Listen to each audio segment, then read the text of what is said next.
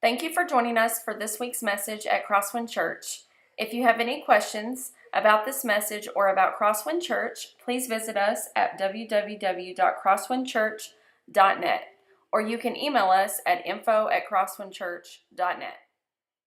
Well, good morning. My name is Jeremy, and I'm the pastor here. I am so thankful that you joined us for worship this morning. Welcome back. I know many of you have been gone for the summer and in between vacations and the lake and all of that. It's so nice to see all of you again. There's a couple things I want to talk to you about real quickly before we jump into the Bible here. This is a season of kind of new beginnings for a lot of folks, and it's an opportunity for you to take some maybe next steps like we talked about last week, like Eric was talking about. I want to tell you about two of them. Both of them are happening on August the 26th. First of all, I want to invite you to our ownership class on August 26th. Yeah, we don't call them members here at Crosswind. We say members have privileges, owners have responsibilities. We call you owners. Here we want you to take ownership of our church, and so we are offering an ownership class. If you are interested in making Crosswind your church home, if you want to know more about what we do and how we do and why we do it, all of that, there's no pressure. It's not a sales pitch. We just want you to know everything about us, and we're going to feed you lunch. So if nothing else, come for the free food. It'll happen immediately after the service on the 26th of August. You do need to sign up, though, on the app. Okay, and if you have questions about that, you can call the church office. Now, one other thing is the next step for you may be baptism. And so we have scheduled a baptism Sunday for August the 26th as well. That will take place in our worship service here. We'll film baptism videos beforehand. We ask you to do a video to kind of help tell your story just a little bit. It's super easy, and I'm super pumped about. We've got about 3, I think, that are going to be baptized at least already on the 26th. And if you are interested in taking that next step, please sign up on the... That's not your question. Okay, sign up on the app, or you can call the church office, and we'll talk to you a little bit more about that. As I get started in this brand new sermon series, I wanted to begin by reading a passage of Scripture, an incredibly important passage of Scripture, especially to the Jews, one that they would have memorized at a young age, one that they would have recited a couple times a day, one that was written down on pieces of paper and placed in little boxes called phylacteries that they would put on their foreheads and on their hands. A passage of Scripture that would be written on passages and put on little ornamental boxes that would go on fence posts or on doorposts of their home. It's called the Shema, which is a Hebrew word for to hear, and it's the first word. And this passage of Scripture is going to kind of guide us. We're going to read from it every week, but it's going to guide us in this current sermon series that is ahead. Deuteronomy chapter 6, beginning in verse 4. I'm going to read a little bit of this for you, and then we're going to pray. Hear, O Israel, the Lord your God is one. Love the Lord your God with all your heart, with all your soul, with all your strength. These commandments I give you today are to be on your hearts. Impress them on your children. Talk about them when you sit at home and when you walk along the road, when you lie down and when you get up. Tie them as symbols on your hands and bind them on your foreheads and write them on the doorframes of your houses and on your gates. Let's pray. God, I thank you so much for your word. I pray now you speak to us through it, that we might be changed by it. And we pray these things in Jesus' name. Amen. Amen. When I was in college, I drove, first of all, I learned a very important lesson in college. One that when I tell you about it, you'll go, man, I learned that a lot earlier than college, but I was a little bit late in learning this lesson. I drove a 1984 Honda Accord when I went to college. White exterior, blue interior, we call it Not So Mighty Honda. Had dents on either side from a couple ditches, and its grill was missing from a deer. Like, you understand the type of car it was? And the lesson that I learned when I went to college was this: if you don't change the oil in a 1984 Honda Accord, it will eventually break. Right? And I understand it's a silly thing to not know earlier. My dad and mom had always just kind of changed my oil for me when I was in high school. I never really thought much about it. And so when I called my dad from college and said, the oil light on the dash is on, is that a big deal? He went, yeah. So he took it into the Honda dealership, and sure enough, it was broken, but it was limp a little bit along the way. And so Dad said, we got to find you a new car. And so he found a Saturn SL1, right? Saturns, you remember those? Tennessee made car, made out of Tupperware, basically is what a Saturn was. And so he found this Saturn, and what he said was, we're going to drive and meet at the Alabama state line on I-65. If you've ever driven that, that's where the big rocket is. Like, you're going to the beach, the big rocket there. It was about halfway between Hopkinsville, my hometown, and where I was in college in Birmingham. He said, if you'll kind of limp along in your 1984 Honda Accord, I'll bring the Saturn, and we'll meet up at the rocket, and we'll trade out. And I was like, well, that sounds fine. So after class one day, I head on, Dad comes after work, and we get to the rocket, and we're getting ready to exchange cars, and we're standing standing there underneath the rocket talking, and Dad says to me, he says, "Oh, by the way, the Saturn I'm giving you, the car I'm giving you, it's a stick shift. Do you know how to drive a stick shift?" To which I was like, here's my problem. Let's just talk for a minute. Here's my problem. Intellectually, I know a lot of stuff, right? Like, I understand how clutches work and how gear shifts work. Like, I understand how an internal combustion engine works. I just can't put it together. You know what I'm saying? So, like, from a book smart kind of guy, like, I got it. I know how it works. And so I tell Dad this. I'm like, well, I understand. Clutch goes in, it goes up, and he's like, okay, here's what you do. You got 125 miles between here and Birmingham to figure it out. Good luck. Talk to you later. And he got in his car, and he drove away. And I'll tell you, nothing is more frustrating than being handed a job to do or being handed a task to do, and someone says, you have to do this or you need to do this, and then not getting any kind of instruction on how to do it. Maybe you've had that experience with a job, like you show up at your job, your boss goes, here's your title, here's your desk, see you at lunch, right? And you're like, I don't know what to do with this. Or maybe it was the first time you ever tried to manage your finances, like when you got into college, or maybe out of college, first time you're kind of doing it, you're trying to figure out, how do I budget for all of this stuff? And, how much money do I need to spend on groceries and eating out? And who in the world is FICA? And why do they take all of my money? And like you're trying to figure that out, or maybe you get a little bit older, you go, I need to start thinking about retirement and investing my money. And you see IRAs, and you see 401ks, and you see mutual funds, and all that kind of stuff. And your brain just kind of explodes because you can't quite figure it out. You know you should do it, but you can't quite figure it out. I think the place that this is the most visible is when we have kids. Every now and then I'll meet a young couple. They're getting married, or they're newly married, and they'll say this statement. They'll go, "We are not having kids until we are totally ready to have kids." In which everybody that has had kids in the room would go, "You're never totally ready to have kids. Like, there's no possible way to prepare for what is coming your way." You realize that when you go to the hospital to have a baby, that within about 24, 36 hours, they're going to make you go home and take the baby with you. When Jody and I got married, we had Emma, we thought we pretty much understood, like, how to do the kid thing. Like, we had babysat, we had nieces and nephews and cousins that we had changed diapers.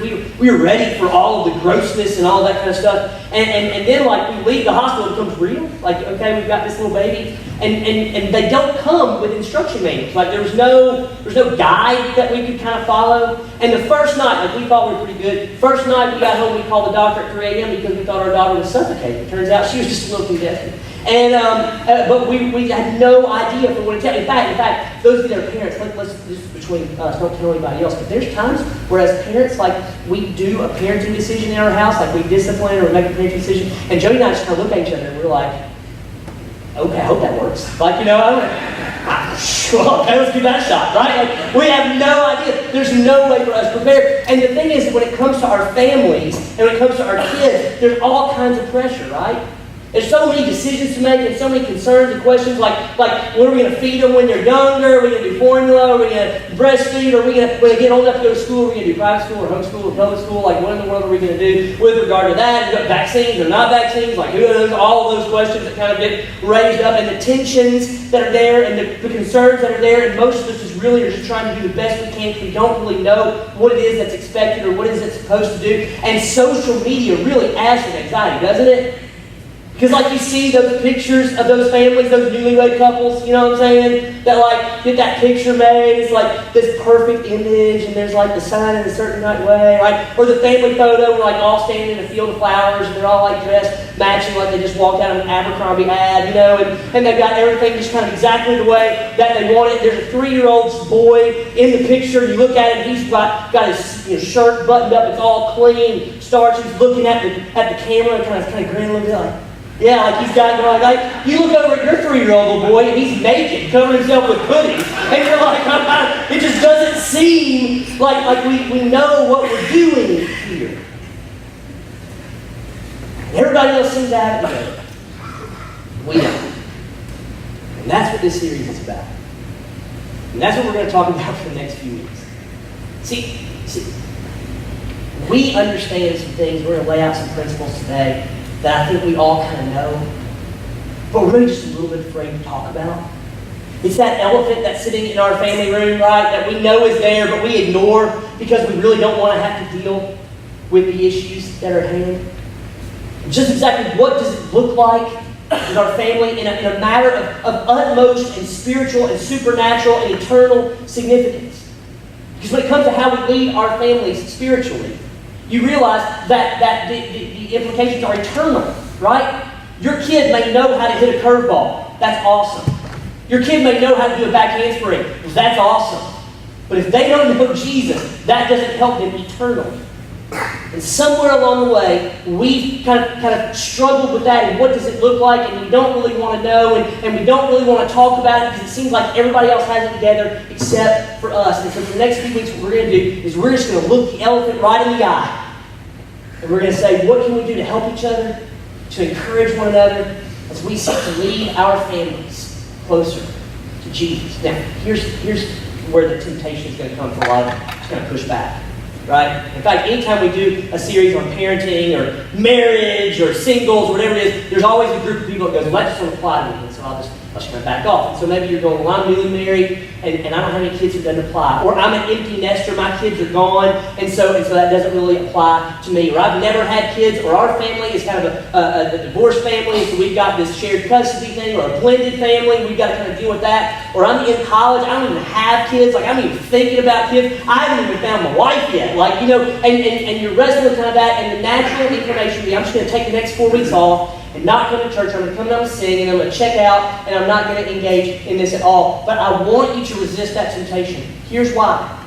Because no matter what your family looks like, whether it's just you, or whether it's just you and one other person, or whether it's kids that are gone, or grandkids you're trying to help raise, or a house full of kids, there's something in here for you. And what we're going to learn next week is that's going to take every single one of us engage with our kids to help them learn more about Jesus and become more Christ-like. So don't check out. There's something for every single one of you here. And today we're going to kind of start just by kind of raising the issue, just by letting you know what's at stake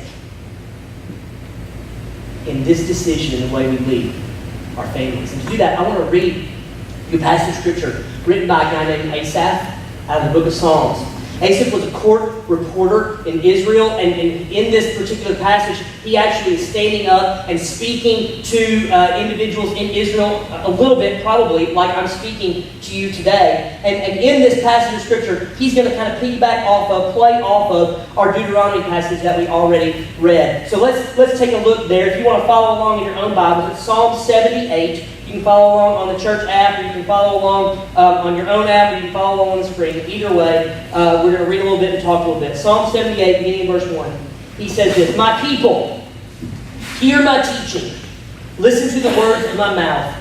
I will open my mouth with a parable. I will utter hidden things from of old, things we have heard and known, things our ancestors have told us." So first of all, I just want to kind of make sure that we understand where it is he's going with this. Last sermon series, our summer sermon series, we talked about starting point. What we said is that everybody's faith has a starting point. And for most of us, not all of us, but for most of us, that starting point was somewhere when we were children.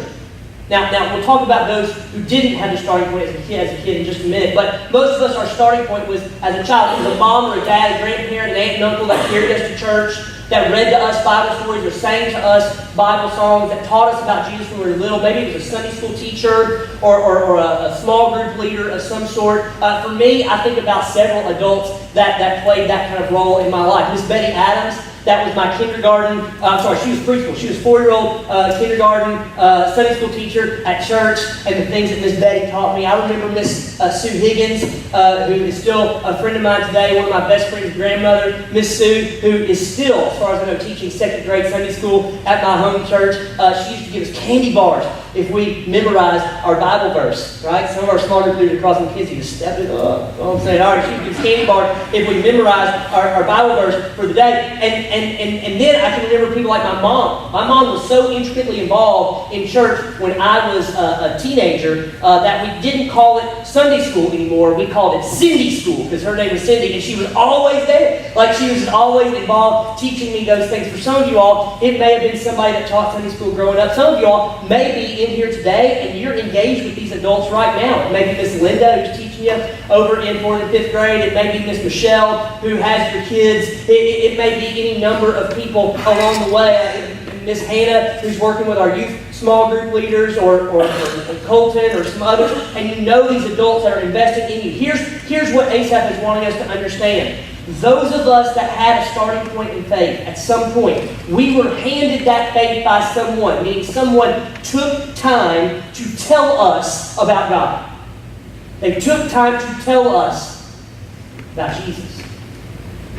And so very early on, what he wants us to understand is that our faith has been handed to us, and we are stewards of it, meaning we are to take care of it. In fact, what we're going to find out in just a minute is that our faith is a stewardship that has been handed to us, and we actually have a responsibility for it. Right? Look what he says next. He says this, verse 4. We will not hide them from their descendants. We will tell the next generation the praiseworthy deeds of the Lord, His power and the wonders He has done. He decreed statutes for Jacob and established the law in Israel, which He commanded our ancestors to teach their children, so the next generation would know them, even the children yet to be born, and they in turn would tell their children. This is really, really, really incredible. Basically what he says is you've been handed this faith, you're stewards of it, and you have a responsibility to pass that faith on to the next generation. Now, let me tell you what that kind of looks like, because for so many of us, like me, like my mom and dad, the way that they passed their faith on to me, for the most part, is they picked me up and they took me to church. And they took me to church, and then they trusted leaders to be primarily, or the primary teacher and purveyor of spiritual truth in my life. Now, my mom and dad prayed with me, my mom and dad taught things, but primarily that responsibility was passed off. And a number of us do the exact same thing with our kids. We bring them on Wednesday nights, we bring them on Sunday morning, and we look at the adults that are here and say, you're going to have conversations with Jesus, or about Jesus with my kid, and that is the only time all week that we're going to talk about Jesus. The problem is that we find that by itself doesn't work. Here's why. It's actually a principle that school teachers understand already. It's a principle that the people in the school have known for a long, long time, but that we in the church were a little slow to catch on to. So for instance, if you send your kid to school in the public school system, they are in school for about 7 hours a day, 5 days a week, 172 instructional days a year. When you add all that up, it's just a little over 1,200 hours that your kid is at school in a year. And that sounds like a lot of hours. 1,200 hours, that's a lot. Do you want to know what the teachers and guidance counselors and the principals and administrators of your school already understand? Is that it's really, really, really, really hard to teach something in those 1,200 hours when home is going crazy. In fact, what they've learned is that we can't trump what happens at home in 1,200 hours. We can't do it. It's impossible. Now, let me give you some perspective. Let's say you bring your kid to church every week, 52 weeks. Let's say we get them for 4 hours a week. You can do the math. It's just a little over 200 hours that the church gets with your child. And yet we expect the church to do in 200 hours that the school system can't do in 1,200. See, what I want you to understand is this. The church was never meant to be the primary discipler of your child. That's mom and dad's job. The church is to supplement. The church is to help. The church is to come alongside and support. But when we leave it up to the church alone, let me tell you the numbers. Between 50 and 85% of our students, when they graduate from church in high school, walk away from the faith. It doesn't work by itself. And what ASIC understands, right, in like AD 1000, BC 1000, what he understands is that, hey, as parents, we have a responsibility to share that with the next generation. And they have a responsibility to share it with their kids. And they have a responsibility to share it with their kids.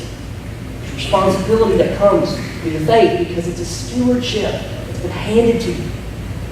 You have responsibility for it. We're going to share it with our kids. They're going to share it with the next generation of kids. And here's why this is such a big deal.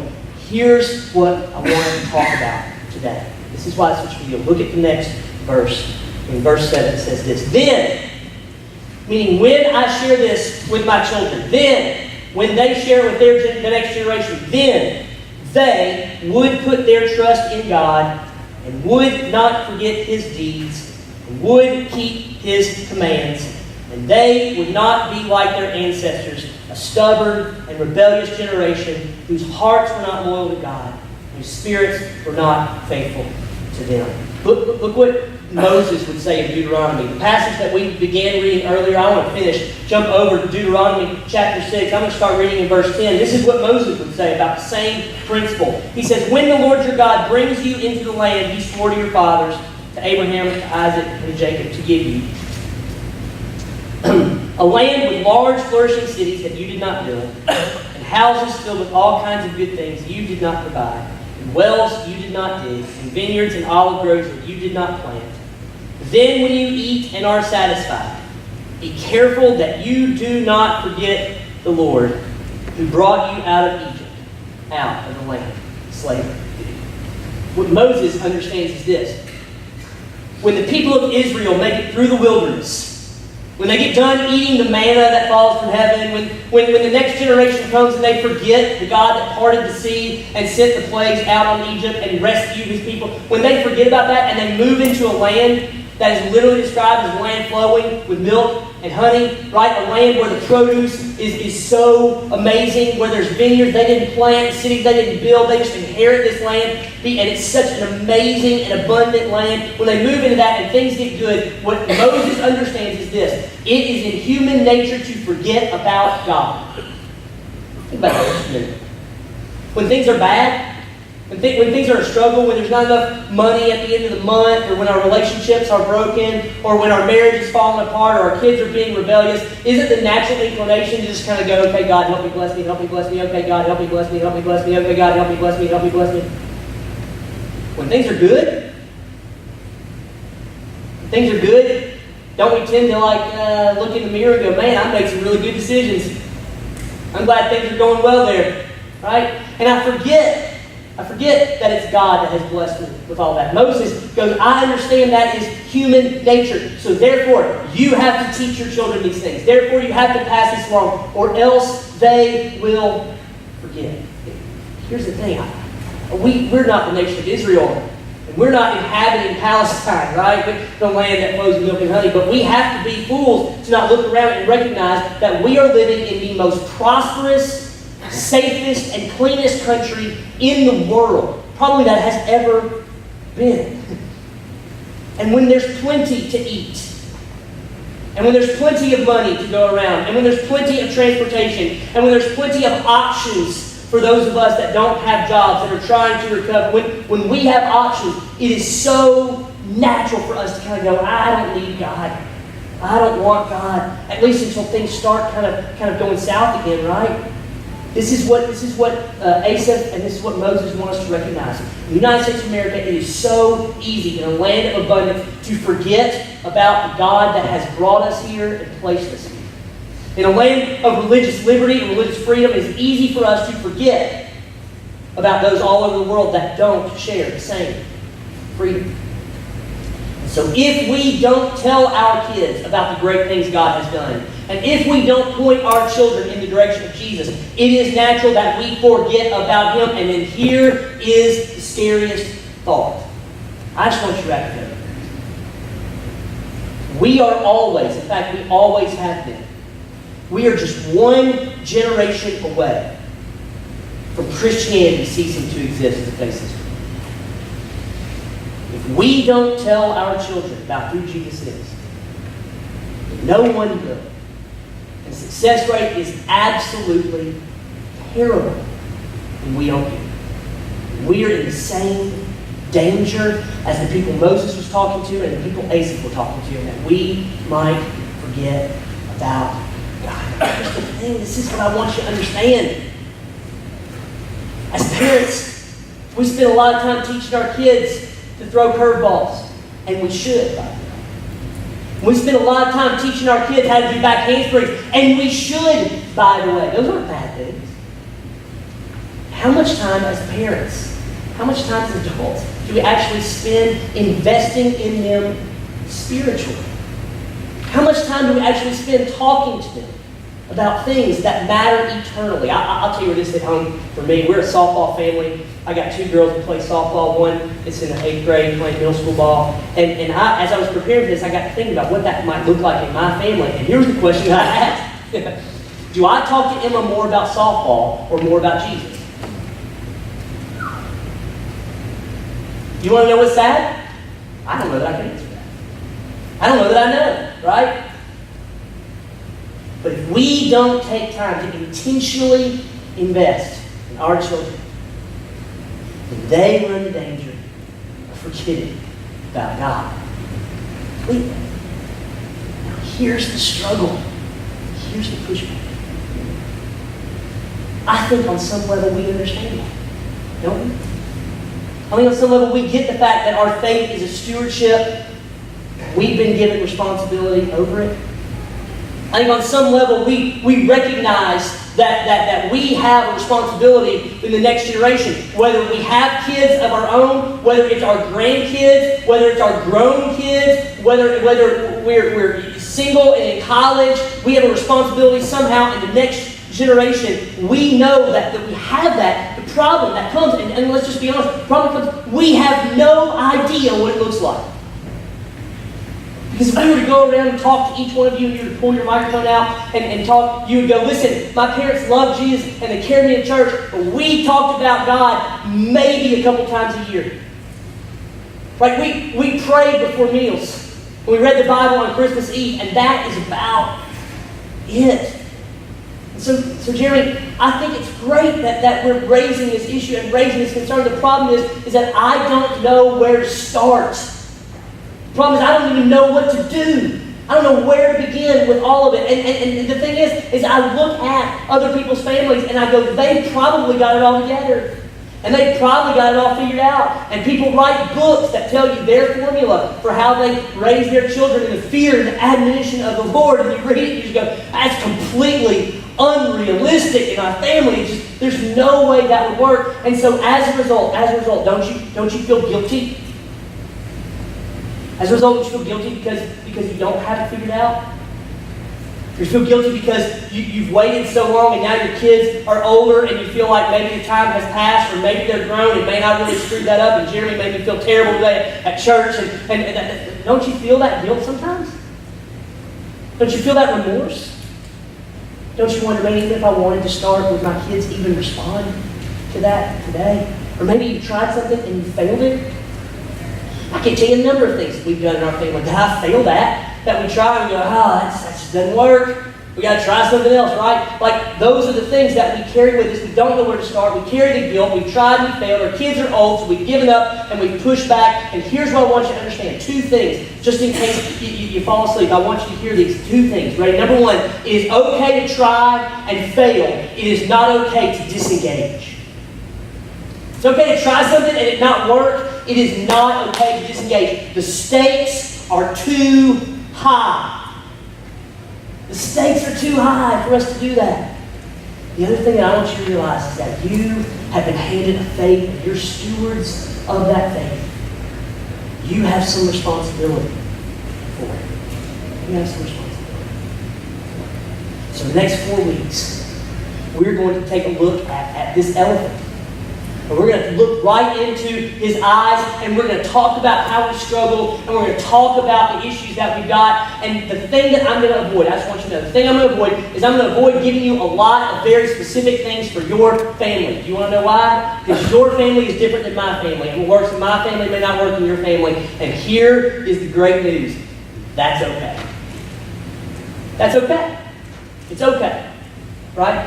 And so we're going to look at some big principles, some things that we can do to get involved and to engage. And so that's really what I want you to do this week, is I want you to engage. For some of you, that means you may need to just start praying for your kids. For some of you, it may be something just real simple, like, okay, God, begin to prepare in my heart what it is you want to do in my family. For some of you, that may mean that you have to begin praying about and thinking about what it is that you're going to do when you get married. It may mean that you have to go, okay, I'm going to start thinking about how to lead my family spiritually before I'm actually in a committed relationship. Because once I get committed, maybe just a little behind the 8 ball to get started, right? So if I go ahead and start thinking about it now when I'm in college, if I go start thinking about it now when I'm in high school, and thinking about what I want that to look like, then man, you can get ahead of the game. And no age is too young to start thinking about the things that you want to do as a family, as a couple, right?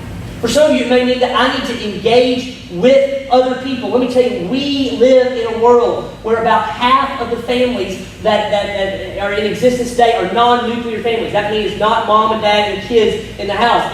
It's a home where divorce has come into play. It's a home where they're blended families with other kids that are coming in. It's grandparents raising kids. It's single moms. It's single dads. There's all sorts of situations that are kind of going on that find families just a little bit differently than maybe some of us 50 years ago experienced.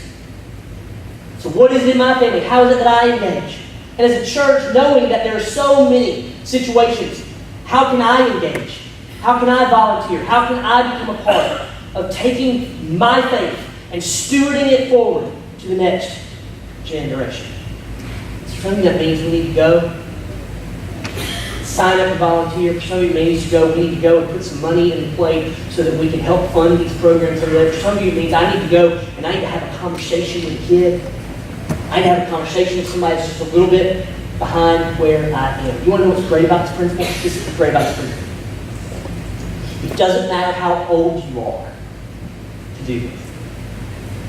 There are people that will be in this room today that are in middle school.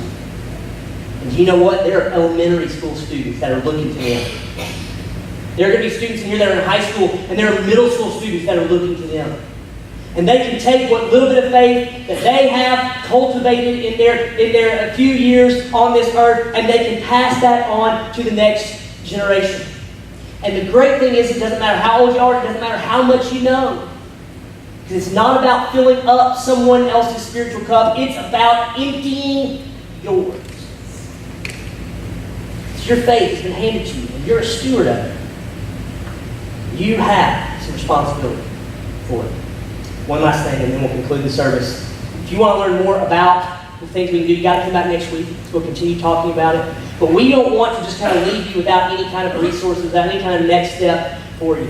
And so if you're a parent, you're someone who's looking to engage, to volunteer, to do those sorts of things, I want to direct you to our church app. On the announcement page of our app, the announcement tab, there is a list. It's a home group. It's not home group, but it's resources for the current series that we're doing, is kind of what it says. And there we have some books that we recommend. If you click on the link by the book on the app, it takes you to Amazon. You can purchase those books that are there. These are books that will help you navigate some of this for your family and go along with the discussions that we're having here on Sunday morning. But if you're a parent at Crosswind and you have kids that are here at Crosswind Church, I want to tell you about a really specific opportunity. You can also find it on our church app in the same place. And it's called our Parent Q app. Parent CUE app. Let me tell you about it real quick, and then we'll be done. Parent Q app goes with the curriculum that we teach here on Sundays and Wednesdays. Meaning that we intentionally use a curriculum called Orange that is designed to partner the church with the parents. Because here's what we know. When just the church tries to do it, we fail. When the parent does it, we get more success. But when the church and the parents combine and partner together, we think the sky's the limit as far as discipling our kids. When we're all pointing in the same direction. Parent Q helps us do that. So if you're wanting to know a place to start, maybe with your kids that are involved with Crosswind Kids or Crosswind Student Ministry, you can go to the Parent Q app. There it pulls up what your kids have been learning on Sundays and Wednesdays. It pulls up applications for like bedtime and bath time and drive time and nap time, things that you can continue the conversation with your kids about the same thing that we're learning here on Sunday morning. I think that's pretty stinking cool. And so if you'll check out those resources, you can begin moving forward. It is okay to try something and not work. It's not okay to not engage in fight. Because your faith is a stewardship. You have responsibility for it. We pray with me? God, I thank you so much for the responsibility that you've given to us. And it is a heavy burden to bear. It's one of those things, God, that we know we should do, but I think so many of us don't even know where to start. And so, God, as we kind of begin today just by raising this issue, that all of us feel inadequate, All of us feel like we're not prepared and we don't really know what to do. Some of us maybe are carrying guilt and frustration from things we've tried in the past that have failed. God, I pray that you would renew our courage to step into this void. That you would help us, whether we're single or whether we're married or whether we have kids or we're empty nesters or we're grandparents, whatever it is, you would help us to engage the next generation with the gospel of Jesus Christ, lest they forget about who God is. Lest they not know about the salvation that comes from you. So God, we know the stakes are high. But we're going to need your wisdom. We're going to need your guidance. We're going to need your help in the days that are ahead as we navigate these waters. God, I pray that you would begin the burning in every one of our hearts here to take our faith, steward it well, pass it on to the next generation. God, I love you. I trust you. Praise it in Jesus' name. Amen. Thank you guys so much for coming. I'll see you next week.